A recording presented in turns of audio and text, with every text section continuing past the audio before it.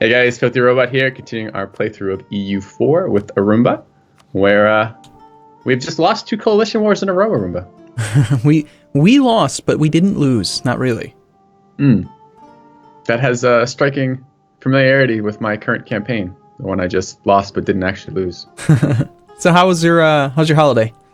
It was really good, man. I was down in Florida very briefly to visit my folks, and that was quite enjoyable. I enjoyed the sun. It was like all 80 degree weather down there, which was contrast for 10 degrees, negative 10 degrees in some points in Chicago area. So that was beautiful. Yeah. How about yourself? It was good. It's funny. Yesterday we went to this thing. I don't even know the actual proper name for it, but it's this like ice thing that you go to. It's got like all of the characters from Charlie Brown made out of ice, and it's like 9 degrees in there. So basically it's really effing cold, and we're all wearing like snowsuits and stuff, and I was thinking, this is what it used to be like in Michigan. That's what I recorded. I don't miss this at all. This is horrible, and I wanted to leave like right away. Yeah. It was beautiful. It looked really cool, but god damn was it cold, man. So yeah. Like it'd be even nicer if they had put those in a display case that you could see from the outside and kept their display case refrigerated. Sure. Yeah. So, how do you feel about the Swedish royal marriage? They keep asking us. They want to be friends. Oh, that was one of the questions I had.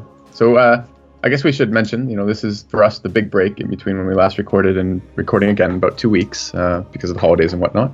So, I've had some time in the meantime to record some solo campaigns and experience more of the game on my own to get some sense of the big gaping holes I still have in the knowledge base for that, and the stuff that I thought I understood and didn't understand, the stuff I only kind of partially understood.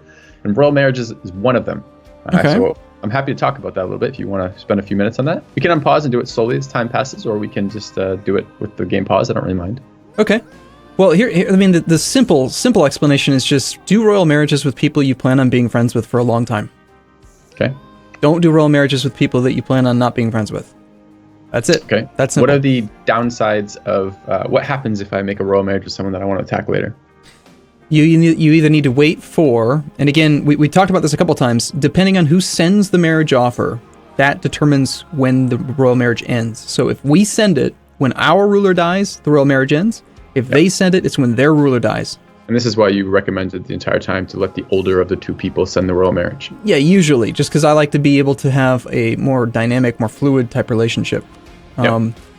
So what happens is, like, let's just say tomorrow, let's say we take the royal marriage and then tomorrow you decide you want to attack Sweden. Well, then you're going to have to break the royal marriage or suffer a -1 stability hit when you declare war on someone you have a royal marriage with. Unless you have diplomatic ideas.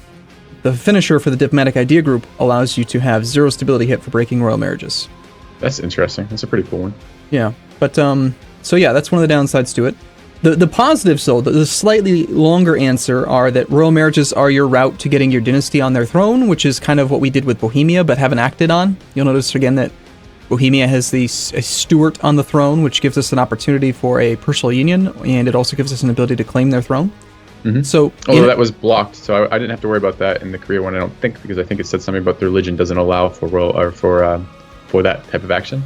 Personal unions are a Catholic-only mechanic, so you have to be either Catholic, Protestant, Reformed, Orthodox, or Coptic.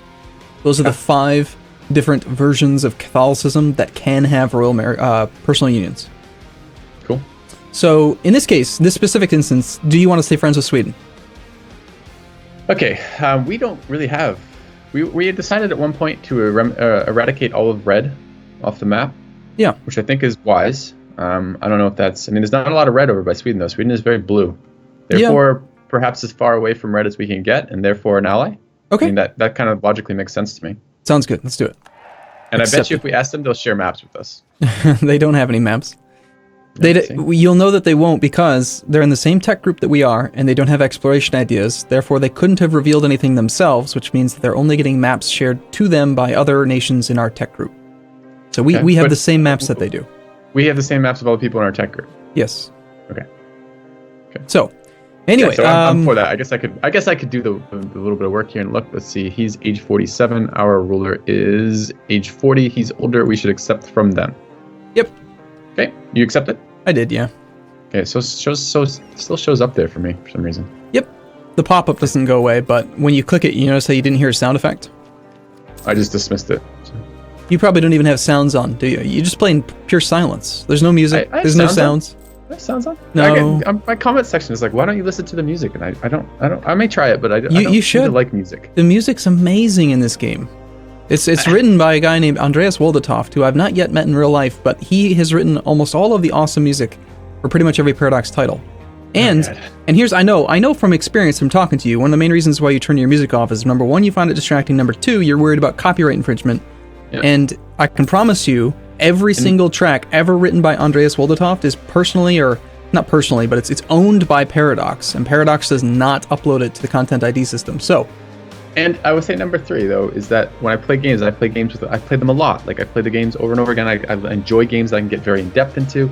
Is that I will get fed up with repetitive music.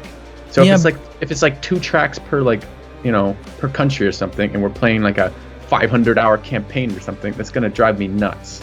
I'm okay. You can do this, I think. Here, one sec. I'm just gonna pause. Top right corner. Okay. Right where it says the date, and then below that it shows our score and our great power rank. See, slightly to the left, there should be a little button that says Open Music Control Panel. I'm already a little bit apprehensive, but I see it. Okay, click on that. It'll bring a little 3-button drop-down open. Mm-hmm. Click the Open Music Player button. Mm-hmm. And then look at the list of music. That's not 2 tracks. That's ton of music. That's hours of music. Is it hours? It feels like about 2 hours. Is 2 more than 1, therefore plural? Okay, I guess technically you're right.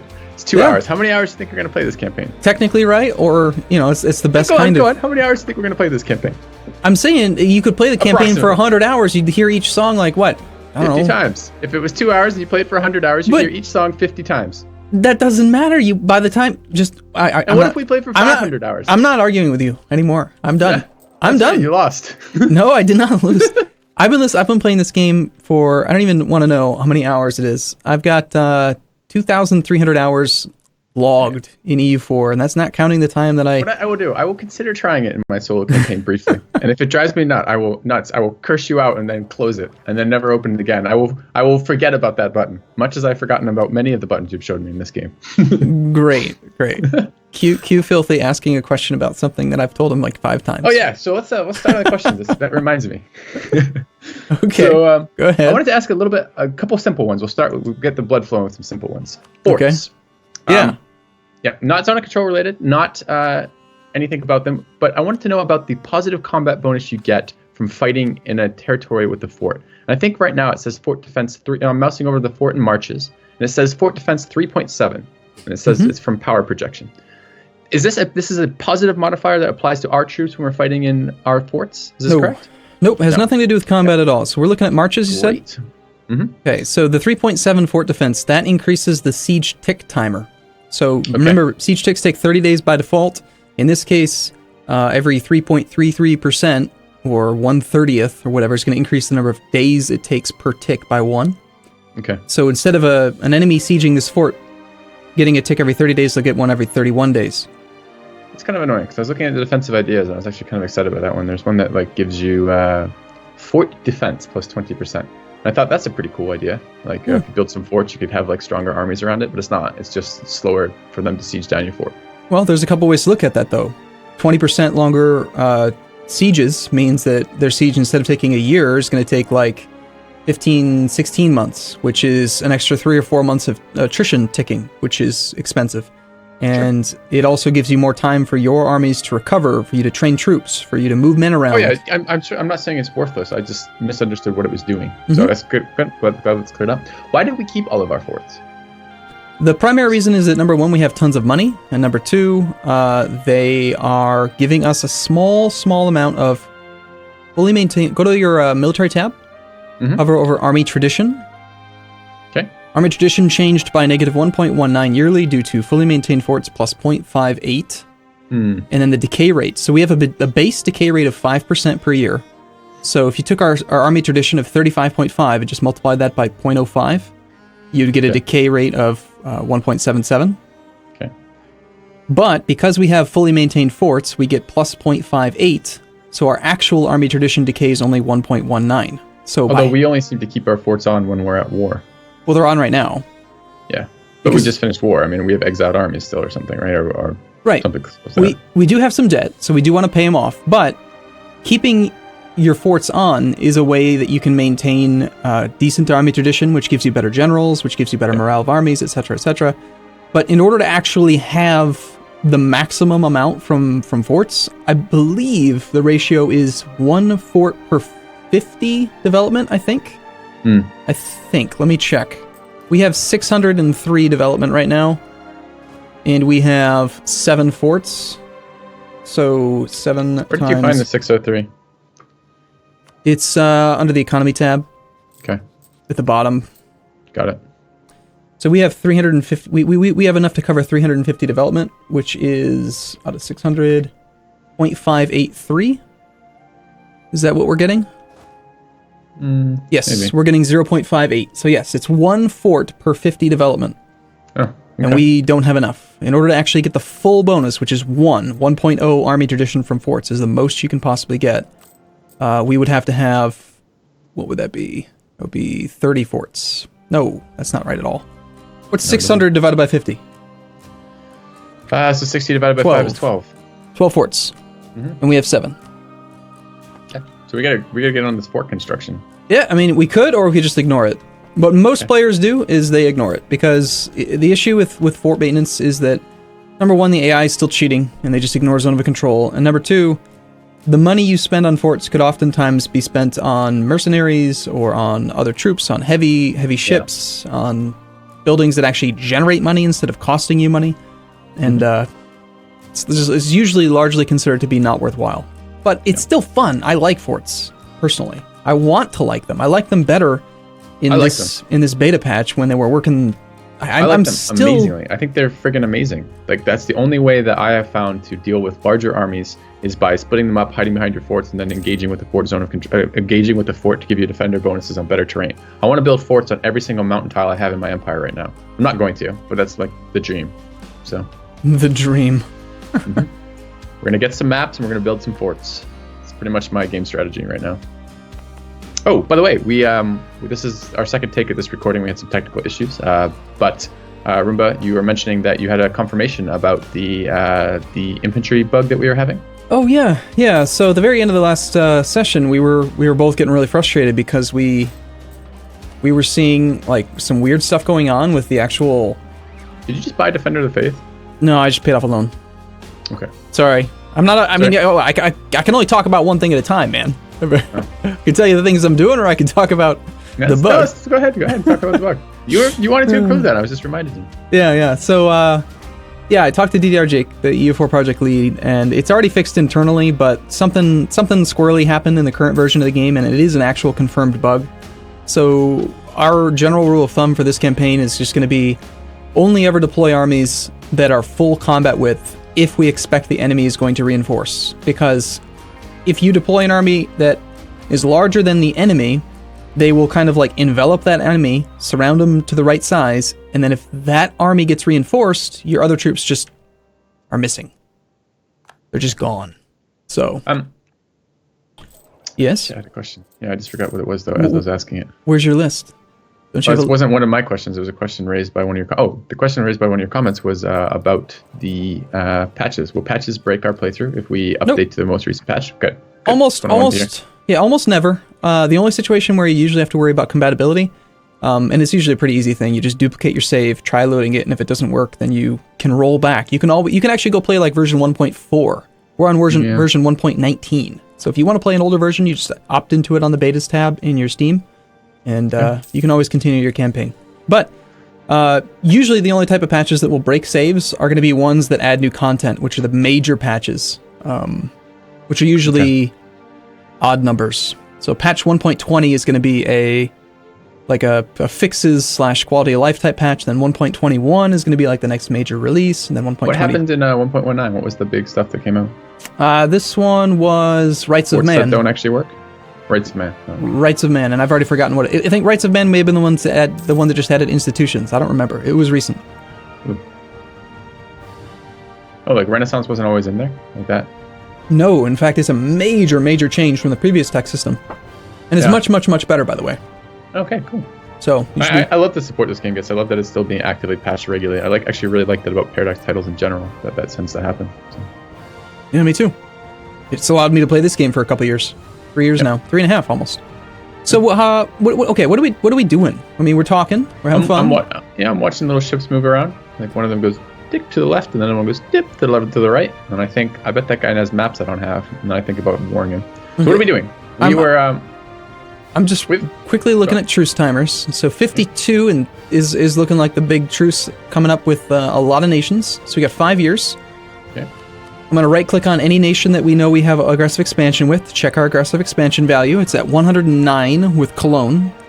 Okay, so show me what you did with that. So anyone we know we have aggressive expansion with, that's going to be, that's everyone. Okay, I see Cologne. And you see that where? Hover over their opinion of us. Yes. Only opinion of Great Britain is modified by aggressive expansion minus 109. Okay. Okay, so what I'm mentally doing right now is taking 109, we're recovering it 3 per year.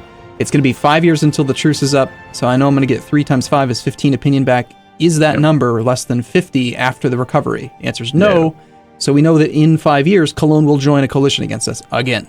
Okay, so it's 50 was the cutoff. Okay, I was doing that in one of my campaigns. I couldn't remember the fucking cutoff. I'm like, I can see the actual amount of aggressive expansion, but I don't know what the hell that means.